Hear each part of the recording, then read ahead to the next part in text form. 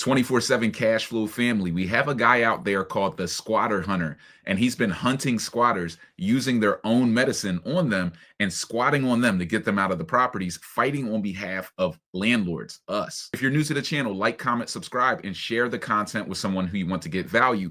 Click the link in the description to tap into our 24/7 cash flow community. Let's check it out. Now to our Eye on America look at squatters. Last night, we explained how antiquated laws often protect those who are illegally occupying a property. Tonight, CBS's Carter Evans shows us who some property owners are turning to when the law is no help. This guy's like Batman. It's like if the law doesn't help you, if the courts don't help you, then you call Batman. When Flash Shelton found a squatter in his mother's home in Northern California 5 years ago. Are you Flash? Yeah. I'm Marla. Hey.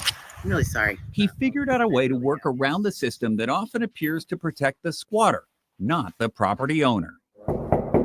Shelton out-squats the squatter. These people feel like the law allows them to do it, so why not me? The squatter hunter, as he's known. I like that philosophy. I mean, there are some loopholes with squatting, like you have to remain in the property. You'll notice that with a lot of squatters, they'll move in like 5 people so that they can keep someone in the property at all times. If they leave the property, technically it opens up a window for you to squat on them. So maybe they get up and go to work and come back and you're in the house. This is the woman leaving at 5:06 a.m. Target squatters like this woman who moved into an apartment without permission while it was being fixed up. The property owner has provided Shelton with a legal lease to the apartment.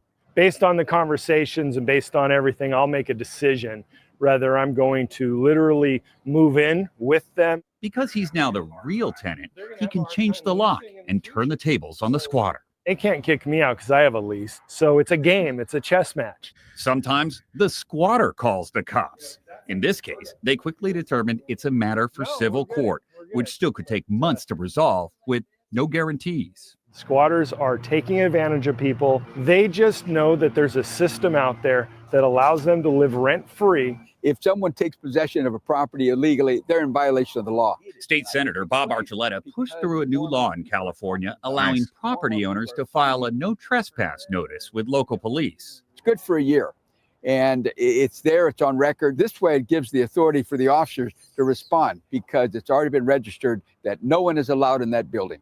So why isn't that everywhere?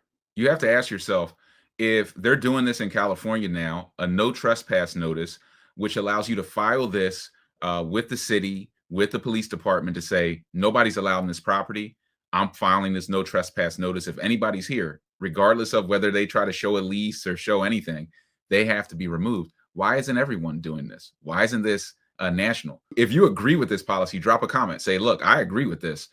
We need to start talking about this type of stuff as landlords and sharing it with each other, because it's going to be up to us to push the politicians locally to start to enact this stuff. If we don't speak up, it'll never change. So a lot of homeowners, landowners, everybody has a problem with squatting and the current laws, but not enough of us are fighting and pushing back and demanding that our local politicians change this stuff. But what do you guys think? Florida also has a new law allowing cops to evict squatters immediately when they don't have a valid lease, and several other states have passed or proposed tougher measures on squatting. But until there are new laws on the books, They're just saying, we're not leaving. Lando Thomas and 𝐒𝐓𝐀𝐘 will confront squatters for a fee, Knock, knock. starting at $2,500. $2,500. How you doing? This time, they're trying to get a 26-year-old named Samjay to lead this Airbnb rental, along with his pregnant girlfriend and their 5 dogs. You were supposed to leave on. That's for you Airbnbers out there. There are a lot of squatting scams on Airbnbs, and you're bringing in new people all the time. So as a buy and hold landlord for a long-term tenant, maybe you go Section 8, you're only going to tenant that property once every 5 to 8 years. So your exposure is in that window. When you're doing Airbnb, you're exposed every tenant. You have no idea who these people are. You're typically not background checking them at the same level. So you're exposing yourself at a high level, usually on assets that have much more debt and can't support squatters. On the 10th, this property owner needs his property back. I would love to give it back to him. And as I've said, as soon as we can get a place.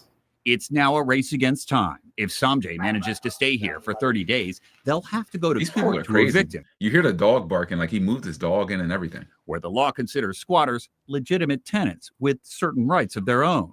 Are you going to move out? It's not possible for me to get all my stuff out now. So where will you go when you leave here? We got nowhere to go. It sounds like you're saying you're on the verge of homelessness. You could say that. This guy's really chill, and he's got a lot of stuff, right? For somebody who's like, look, I got nowhere to go. I'm down on my luck. I'm flat broke. He's got a dog. You're buying dog food. You're like, you got a lot of stuff in this house. You moved everything in. You're living kind of high on the hog, and he looks like he's just chilling. Like he's like, yeah, when we find a place, when life comes back together, we'll get out. And he could be going through tough times. I don't know the guy personally, but at the same time, is it fair to just squat on the owner and make your problem now somebody else's problem who now has to financially support you?